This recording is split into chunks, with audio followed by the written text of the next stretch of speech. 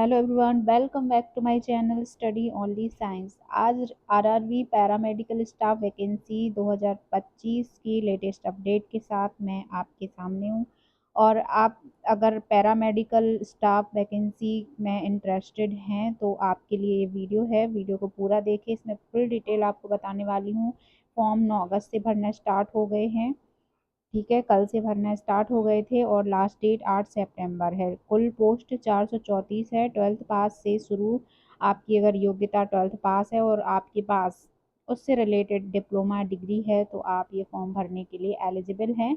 बाकी अलग अलग पोस्ट के लिए अलग अलग एलिजिबिलिटी निर्धारित की गई है, वो आप इस पूरे वीडियो को देखकर जानकारी ले सकते हैं। तो चलिए, शुरू करने से पहले वीडियो को लाइक ज़रूर कर दें। सबसे पहले यहाँ पे हम देखेंगे कि जो आरआरबी का नोटिफिकेशन है वो उससे मैंने यहाँ पे स्क्रीनशॉट ले लिए थे। तो उस नोटिफिकेशन में जो जो इम्पोर्टेंट चीज़ें थी वो सारी चीज़ें आपको इसमें मैं बताने वाली हूँ। तो सबसे पहले देख लीजिए इम्पोर्टेंट डेट्स के बारे में। तो यहाँ पे डेट ऑफ जो indicative notice in employment news, तो आपका जो ये रिलीज़ हुआ था नोटिस 26 जुलाई 2025 को। और एप्लीकेशन जो आप ऑनलाइन कर सकते हैं उसकी डेट है 9 अगस्त 2025। और अंतिम तिथि है, क्लोजिंग डेट है यहाँ पे सबमिशन की। फॉर्म सबमिट कर सकते हैं आप 8 सितंबर 2025 को रात 12 बजे तक। ठीक है।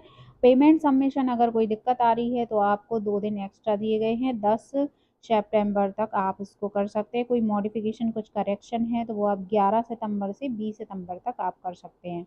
फिर देख लेते हैं एलिजिबल स्क्राइब्स। जो candidate must provide there scribe detail in the application portal. तो ये आप देख सकते हैं 21 सितंबर 2025 से 25 सितंबर 2025 तक आपका जो एलिजिबल सर्टिफिकेट है एप्लीकेशन वो आप इसमें प्रोवाइड कर सकते हैं, उसमें डिटेल आप फिल कर सकते हैं। ठीक है। अब नेक्स्ट देख लेते हैं यहाँ पे क्या इम्पोर्टेंट है आपका पे स्केल। तो पे स्केल के बारे में जान लेते हैं। जो नर्सिंग सुप्रिटेंडेंट हैं लेवल, जो आपका 7th पे सीपीसी रहने वाला है। ठीक है। इनिशियल पेमेंट रहेगा 44,900। Medical standard C1। एज आपका 1 जुलाई 2026 से माना जाएगा, जो 20 से 40 वर्ष होना चाहिए। ठीक है। टोटल वैकेंसी इसके लिए है 272।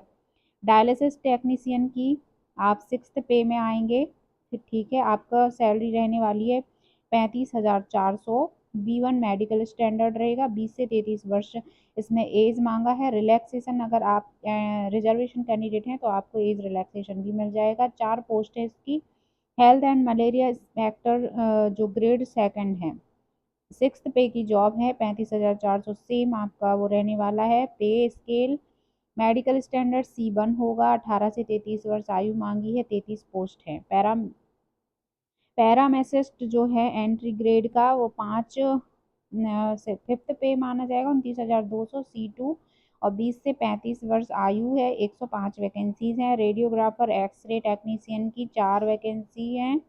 और ईसीजी टेक्नीशियन की भी 4 वैकेंसी हैं। ठीक है से। और जो आपका पे स्केल है वो 29,200 और 25,500 रुपये रखा गया है यहाँ पे। और एज वही है 18 से 33 वर्ष। लेबोरेटरी असिस्टेंट ग्रेड 2 के लिए 3rd पे है 21,700 रुपये। B1 आपका मेडिकल स्टैंड रहेगा। 18 से 33 वर्ष इसमें एज मांगा गया है। 12 टोटल पोस्ट है। तो इस तरह से ग्रांड टोटल आपका होता है, टोटल पोस्ट हो जाएंगी 434 वैकेंसीज के लिए ये आवेदन मंगाए गए हैं। अब देख लेते हैं यहाँ पे जो नेगेटिव मार्किंग है वो कितना रहने वाला है, वो है 1/3। ठीक है। सीबीटी एग्जाम में 1/3 आपका मार्क्स रहेगा एवरी रॉन्ग आंसर के लिए। तो इस तरह से आपका नेगेटिव मार्किंग भी इसमें रहने वाला है। ठीक है। अब नेक्स्ट क्या है इसमें इम्पॉर्टेंट जानकारी, जो आपकी date of birth of candidate should be between and the date given below both date inclusive. तो यहाँ पे आपकी हाँ एज के बारे में लिखा हुआ है, कब से कब तक की कैंडिडेट आप यहाँ पे फॉर्म को जो इस डेट को क्लियर करने वाले हैं अपनी एज को। ठीक है। और ये अनरिजर्व और ईडब्ल्यूएस के लिए, ओबीसी एनसीएल की, एससी एसटी के लिए, जिससे आप कंफ्यूज ना हो।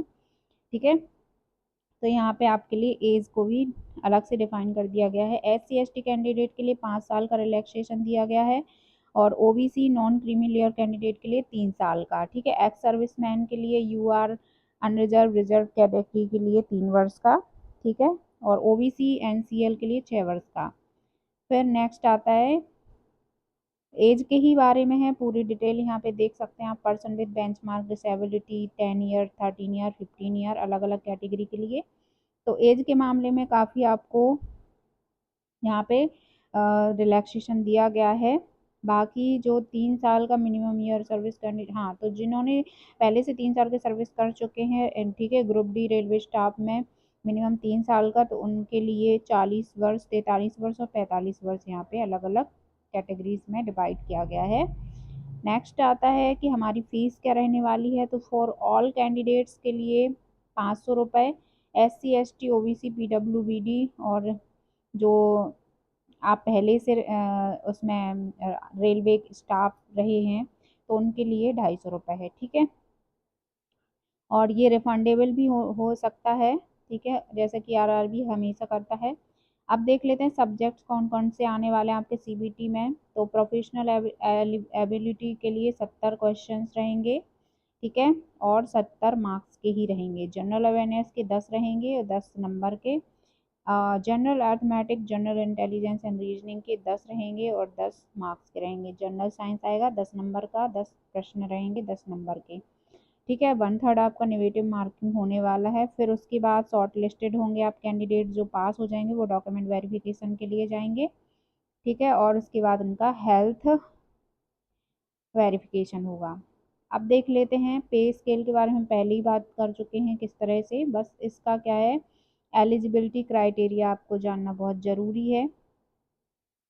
लेकिन यहाँ पे सबसे पहले हम देख लेते हैं, अगर आप एलिजिबिलिटी जानना चाहते हैं किस पोस्ट के लिए क्या है, तो आप मुझे मैसेज करिए, मैं उसके लिए भी अलग से वीडियो बना दूंगी, क्योंकि इसमें वो मुझे नहीं लगा कि आपको बताना ज़रूरी है। वैसे सभी लोग जानते होंगे कि आरआरबी के लिए इस जो पैरामेडिकल नर्सिंग स्टाफ है, इसके लिए क्या एलिजिबिलिटी होती है।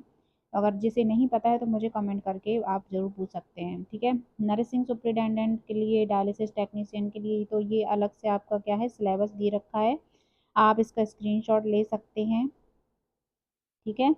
तो ये सिलेबस है अलग अलग कैटेगरी के कैंडिडेट्स के लिए, जो भी जिस पोस्ट के लिए अप्लाई करने वाले हैं तो उनके लिए इस तरह से ये आपका सिलेबस रहने वाला है। तो आप इसका स्क्रीनशॉट ले लीजिए और अपनी इस तैयारी को स्टार्ट कर दीजिए, ठीक है।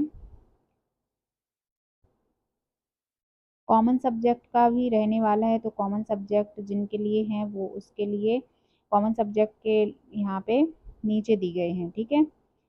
तो ये है उसके लिए number system, BODMAS, decimal, general arithmetics में, और जनरल इंटेलिजेंस एंड रीजनिंग में वही है जो आपका मैथ्स का है, रीजनिंग का। और जनरल अवेयरनेस में knowledge of current affairs, Indian geography, culture, history of India, ठीक है, freedom struggle, Indian polity, constitution, Indian economy, मतलब बहुत ही वास्ट आपका सिलेबस है। तो आपको तैयारी करनी है इससे, और स्क्रीनशॉट आपने ले लिए होंगे, और अपनी तैयारी को टॉपिक वाइज स्टार्ट कर दीजिए। अगर आप चाहते हैं कि मैं अपने चैनल पर इससे रिलेटेड आपके लिए कंटेंट प्रोवाइड कराऊं, क्लास लेकर आऊं, तो आप मुझे मैसेज कर दीजिए, और वीडियो अच्छा लगता है तो लाइक हिट कर दीजिए, ठीक है। मिलते हैं नेक्स्ट वीडियो में।